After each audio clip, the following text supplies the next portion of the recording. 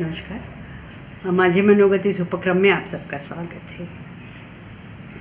हम भगवान शंकराचार्य जी का भजगोविंदम इसका अभ्यास कर रहे हैं।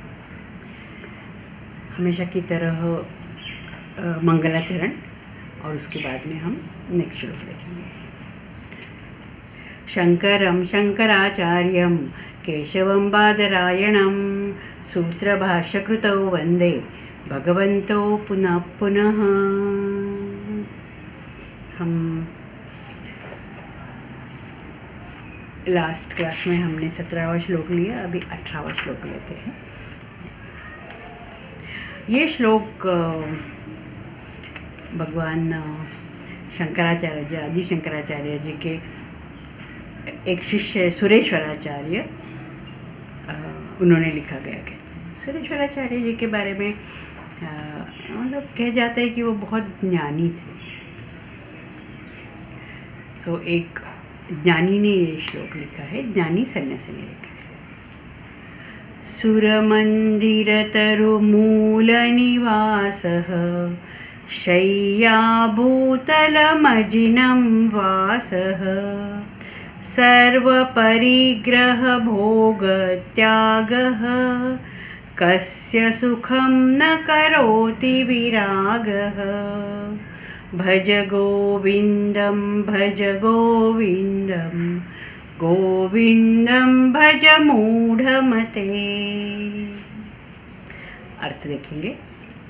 जिसका निवास किसी मंदिर के वृक्ष के नीचे है, जो केवल जमीन पर सोता है, जो केवल हिरण का चमड़ा पहनता है, उस तरह प्राप्ति की इच्छा का जिसने त्याग कर दिया है, भोग करने की प्यास जिसे नहीं सताती, ऐसा वैरागी, ऐसा सन्यासी अपने हृदय में सुख का संचार करके अपना जीवन जो है वो बिताता है, जीता है। यहाँ सुरेश्वराचार्य जी ने शब्द भी बहुत सुंदर यूज़ किए हैं। वहाँ सुर मंदिर, पहले पंक्ति में कहा है सुरमंदिर तरुमूल निवासः, जिसका निवास सुर मंदिर। सूर्य का मतलब भगवान होते हैं, तो भगवान के मंदिर के पास एक वृक्ष है, जहाँ उस वृक्ष के नीचे ये सन्यासी, असली सन्यासी, जो सन्यासियों के जो नियम है, जो रूल्स है, वो पूरा करता है, और सन्यासी का जो हमारे शास्त्रों में कहा है वैसे रहता है, वैसे जीवन उसका बिताता है। तो उसका जो निवास स्थान है, कोई बड़ा लैविश न तो बंगला है, न तो लैविश घर है। उसका जो निवास स्थान है वो मंदिर में कोई वृक्ष है, उसके नीचे होता है। शय्या भूतल, उसकी शैया है, न तो उसको बहुत कंफर्टेबल क्या, कंफर्टेबल कोई मतलब बेड चाहिए या कंफर्टेबल गद्दा चाहिए, ऐसे कुछ नहीं है। शय्या भूतल, जो ज़मीन है, जो उसको पृथ्वी है, वहीं उसकी शैया है। भूतल मतलब ज़मीन। वो कोई बहुत सुंदर या बहुत सिल्क के या ऐसे कुछ बहुत महंगे लग्जरियस कपड़े पहनता नहीं है। उसका जो वस्त्र है, जो उसका पहना हुआ जो उसका वो जो कपड़े है, वो है हिरण का चमड़ा। अब हिरण का चमड़ा अंदर से कितना रफ होता है, लेकिन उसकी कोई इच्छा ही नहीं है। इसके लिए जो उसका हिरण का चमड़ा मिला या जो भी उसको मिला वो पहन लेता है, और उसके मन में किसी भी चीज़, किसी भी वस्तु, किसी भी सुख, किसी भी मटेरियल वर्ड की जो चीज़ होती है उसकी इच्छा का उसने त्याग कर दिया है। उसको इच्छा ही नहीं है कोई, उसकी इच्छा पूरी 100% उसने मतलब इससे का त्याग ही कर दिया उसने। ये भोग करने का, भोग मतलब भोग खाने का भोग होता है, अच्छा खाना मिलना चाहिए उसका भोग होता है, अच्छा घर होना चाहिए वो भोग है, अच्छे कपड़े होने चाहिए वो भोग है, अच्छा बेड होना चाहिए वो भोग है। ये सब जो भोग जो है उसकी जो प्यास है वो सब प्यास उसने त्याग दी, और उसने जो इस भोग करने की जो प्यास है वो त्याग दी। उसको सताती नहीं है, त्याग दी मतलब सताती नहीं है इसलिए उसने त्याग दी, उसको ज़रूरत ही नहीं है। और कस्य सुखम न करोति विरागः, विराग होता है कि वैराग्य जो है उसका वैराग्य है। तो ऐसा पूरी सब संसार से जिसने वैराग्य ले लिया है उसके मन में, उसके हृदय में कस्य सुखम न करोति, कस्य सुख, उसके मन में सुख के सिवा और क्या हो सकता है। ये पूछते हैं हमको सुरेश्वराचार्य जी की, ऐसा जो सन्यासी है उसके मन में सुख के सिवा और क्या हो सकता है। पूरा सुख और आनंद उसके मन में, उसके शरीर में पूरा भरा हुआ है। अभी जो सुख और आनंद है हमको, उसके लिए तो हम पूरी ज़िंदगी, हमारे जैसे सामान्य जो लोग हैं वो पूरी ज़िंदगी काम करते हैं, कष्ट करते हैं सुख के लिए, जो सुख मिल रही है। पहले हमारे पास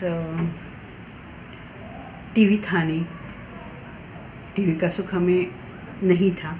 उसके बाद में हमने ब्लैक एंड वाइट टीवी लिया, तो लेकिन ब्लैक एंड वाइट टीवी से भी हमें और जो चीज़ जो अच्छा टीवी जो हमें सुख देता है उसके पास हम जाते हैं, उसको ख़रीदते हैं, कलर टीवी ख़रीदते हैं।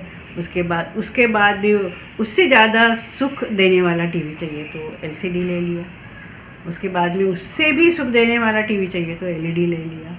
और उसके बाद में भी और सुख चाहिए तो प्लाज्मा और क्या हम खरीदते हैं सिर्फ सुख के लिए। हमको एक सुख से हमारा मन भरता नहीं है, ऐसे कह सकते, दूसरा और उससे ज़्यादा अच्छा सुख चाहिए। तो हम ये सुख की जो क्या कहेंगे उसको, रेस है, ज़्यादा से ज़्यादा सुख पाने की जो रेस है, जो दौड़ है, उसमें हम दौड़ते चले जाते हैं। घर का भी ऐसे होता है, छोटे घर में शायद ज़्यादा सुख नहीं है, बड़े घर में सुख मिलेगा, ऐसे करके बड़ा घर हम कर लेते हैं। अब घर में सुख नहीं है हमें पता नहीं है, लेकिन हम उस बड़े घर के बड़ा घर लेते हैं और सुख की चाह में, सुख की ज़्यादा सुख की इच्छा में हम पूरा सुख के पीछे दौड़ते हैं। अभी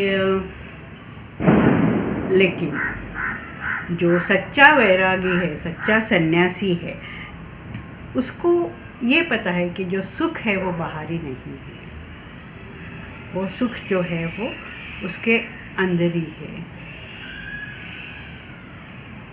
इसके लिए ये जो सन्यासी है वो सुख को जो है, सुख की खोज है, उसको फुल स्टॉप लगा देता है। जो कोई भी सुख है उसको रोक देता है, वहाँ सुख की इच्छा को रोक देता है। वो जो सन्यासी जो है वो सुख की जो इच्छा ही है वो त्यागता है, छोड़ देता है, मतलब त्याग करता है।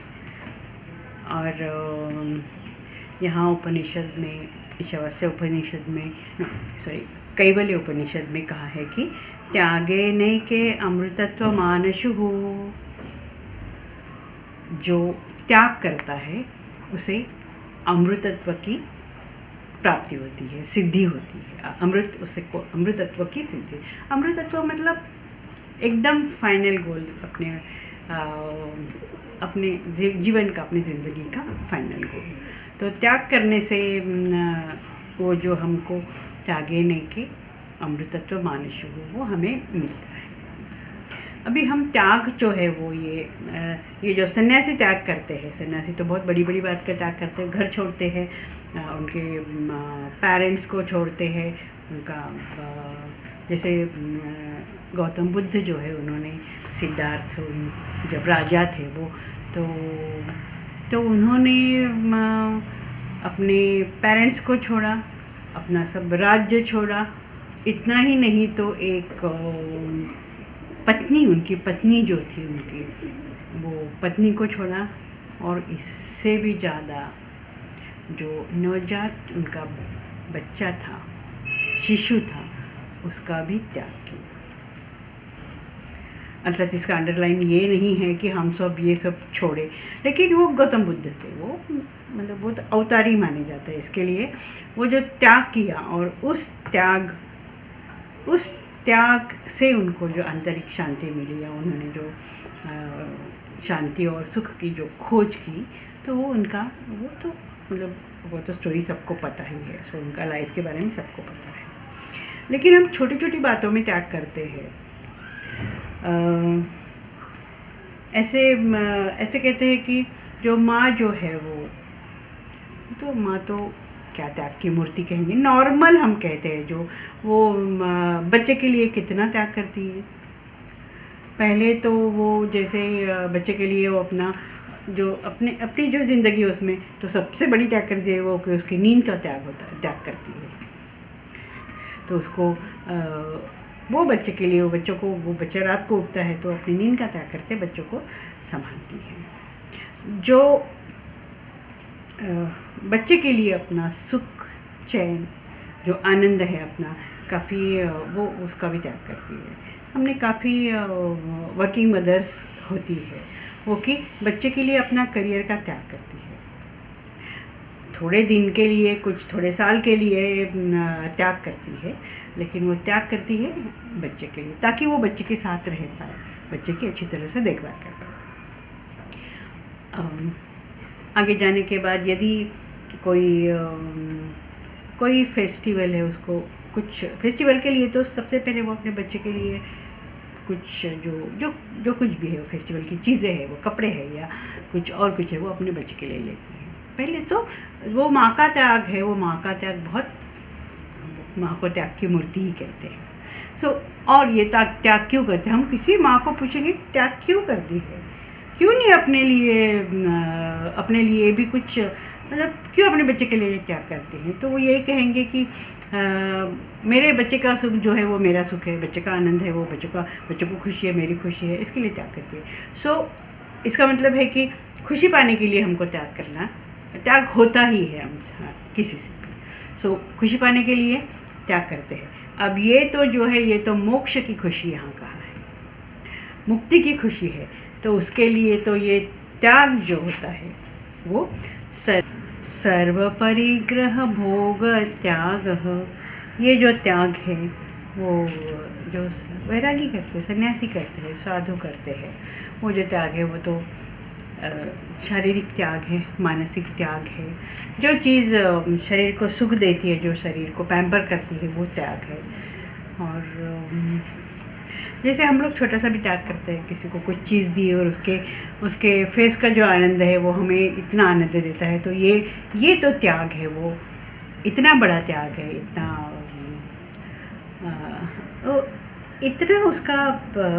उसका जो स्तर है वो इतना उच्च है कि उसमें वो सन्यासियों को अमृतत्व की प्राप्ति होती है।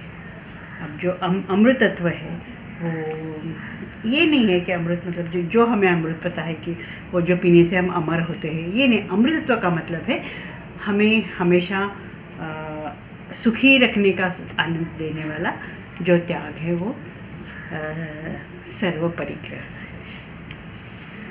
ये बहुत सुंदर श्लोक है त्याग के बारे में, वैराग्य के बारे में। सुरेश्वराचार्य जी जैसे जो क्या कहते हैं, ज्ञानी सन्यासी है, उन्होंने इसके बारे में लिखा है।